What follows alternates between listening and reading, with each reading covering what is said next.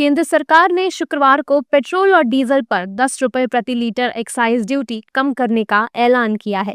इसके बाद पेट्रोल पर एक्साइज ड्यूटी कम होकर 3 रुपए प्रति लीटर और डीजल पर 0 हो गई है। इसका उद्देश्य अमेरिका इजरायल ईरान युद्ध के कारण कच्चे तेल की कीमत में आए उछाल के प्रभाव को सीमित करना है। इसके अलावा केंद्र सरकार ने 2022 की एक पूर्व अधिसूचना को रद्द कर दिया है और आयातित विमानन टरबाइन ईंधन यानी कि ATF पर एक्साइज ड्यूटी में राहत प्रदान की है। एक्साइज ड्यूटी कम करने वाले फैसले पर एनडीए नेताओं ने प्रधानमंत्री का आभार जताया है और कहा है कि मोदी सरकार का ये फैसला आम जनता के हित में है।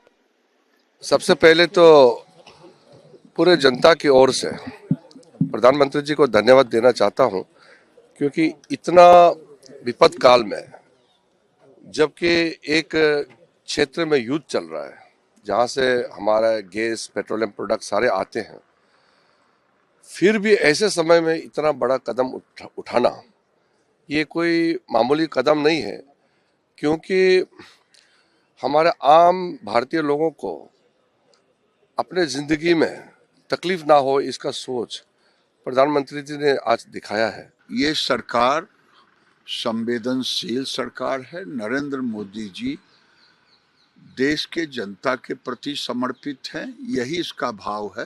लेकिन दूसरा देखिए, हिमाचल में घोषणा कर दी मुख्यमंत्री ने, कांग्रेस के मुख्यमंत्री राहुल गांधी इस पर जवाब नहीं दे रहे हैं कि उन्होंने कीमत बढ़ा दिया डीजल पेट्रोल के। तो ये दुर्भाग्यपूर्ण रवैया है। मैं समझता हूँ यही बात है।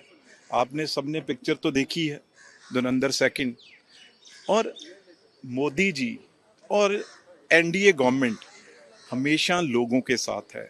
आज यही वो सीढ़ियाँ हैं ना जहाँ पे आपके सबसे जो रोज माइक पे सरेंडर, भाग गए, भगौड़े, आज सबसे बड़ी राहत जो बाकी देश कहीं पे यूनिवर्सिटी बंद कर रहे हैं, कहीं पे स्कूल बंद कर रहे हैं, कहीं रेट बढ़ा रहे हैं, और यहाँ क्या हो रहा है इस देश में, डीजल पेट्रोल सब कुछ सस्ता हो रहा है। तब मोदी जी को सबसे अलग बनाता है। पेट्रोल डीजल में एक्साइज में कटौती की गई है और उपभोक्ताओं को राहत दिया गया है। उसके लिए मैं सरकार को आभार व्यक्त करना चाहता हूं,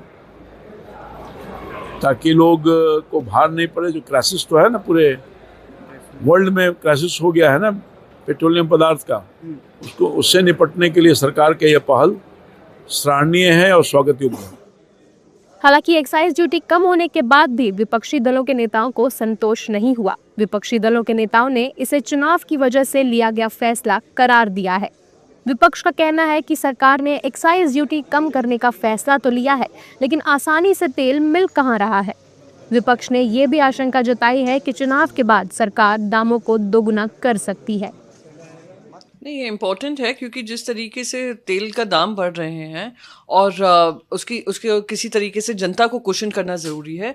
पर ये मुझे ज़्यादा चुनावी कारणों की वजह से लग रहा है, क्योंकि अगर आपको याद होगा पहले हफ्ते में ही जैसे ही ईरान और इजराइल का युद्ध शुरू हुआ, वहीं पे उन्होंने दाम बढ़ा दिए थे LPG गैस सिलेंडर के, कमर्शियल के भी और डोमेस्टिक के भी। और अब आकर उनको लग रहा होगा कि अब इलेक्शंस में उसकी वजह से नुकसान हो सकता है। इस वजह से भारतीय जनता पार्टी ने ये निर्णय लिया है। बस यही अपेक्षा है कि एक तो ये युद्ध जल्द से जल्द खत्म हो, पर अगर नहीं खत्म होता और ये 29 तारीख तक इलेक्शन के बाद ऐसा ना हो कि हम पे और दुगने चार्जेस लगा दिए जाए। देखिए, कटौती की तो लेकिन अभी बहुत आसानी से उपलब्ध तो हो नहीं पा रहा है। देश में हाहाकार मचा हुआ है। LPG हो, चाहे पेट्रोल हो, चाहे डीजल हो, लंबी लंबी कतार में लोग खड़े हैं उसके लिए। तो कहीं दिख नहीं रहा है। आसानी से अगर उपलब्ध होता तो शायद कहीं लोगों को, लेकिन फिर भी मैं कहूँगी कि इतनी ज़्यादा पेट्रोल और डीजल सबके LPG के प्राइसेस बढ़े हुए हैं, आम आदमी की पहुँच से दूर है, तो इसका कोई फ़ायदा दिखता हुआ मुझे दिख नहीं रहा। ऐसा कोई डकैती करे ना, और डकैती करने के बाद उसमें से 1-2 सिक्के निकाल के फेंक दे, कुछ यही सरकार, मोदी सरकार कर रही।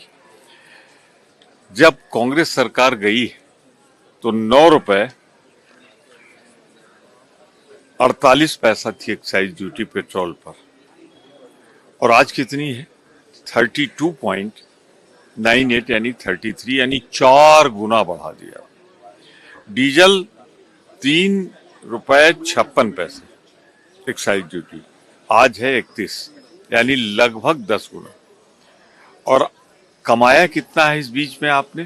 कांग्रेस सरकार जब से गई 28 लाख करोड़, और आज अच्छत निकाल के फेंक रहे हैं, 1-2 बूंदे निकाल के फेंक रहे हैं।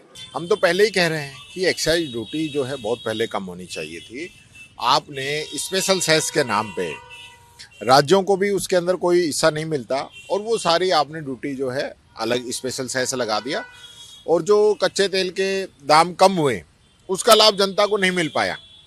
तो आज भी अगर हम देखें तो मोटा मोटी लगभग आधा जो है, मान लो 50 रुपए पेट्रोल पड़ रहा है तो 50 रुपए उस पर टैक्स है। तो इसकी राहत जो है जनता को मिलनी चाहिए थी। बता दें कि केंद्र सरकार ने गुरुवार को स्पष्ट रूप से कहा था कि भारत में पेट्रोलियम और एलपीजी की कोई किल्लत नहीं है। सरकार ने नागरिकों से अपील की कि वे जानबूझकर चलाए जा रहे दुर्भावनापूर्ण और सुनियोजित दुष्प्रचार अभियान से गुमराह न हो, जिसका उद्देश्य अनावश्यक दहशत फैलाना है। भारत के पास पेट्रोलियम का कुल 74 दिनों का भंडार है और वर्तमान में लगभग 60 दिनों का वास्तविक स्टॉक है।